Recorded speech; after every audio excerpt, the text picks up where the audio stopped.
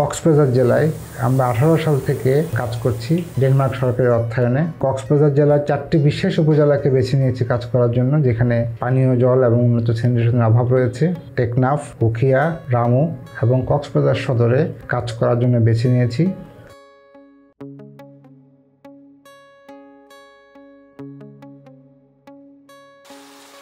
পূর্বটা আমাদের পাড়া পানি লাই অসম্ভব সংকট ছিল, পানি না পাইতাম।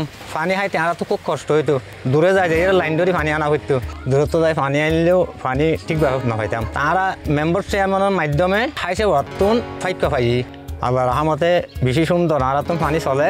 এখন 5-6 পরিবারে আমরা পানি খাই।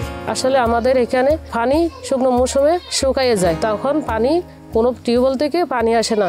হাইসাওয়া থেকে যে আমরা পাইপ সাপ্লাইয়ের মাধ্যমে যে পানিটা পেয়েছি, সবার ঘরে ঘরে আমরা পানি দিতে পেরেছি।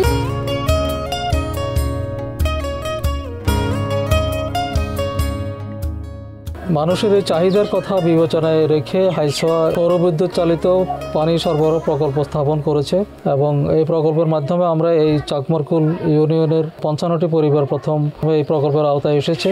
আমরা আশা করছি এই প্রকল্পের মাধ্যমে প্রায় 100টি পরিবারে নিরবিচ্ছিন্ন পানি সরবরাহ ব্যবস্থা নিশ্চিত করা যাবে।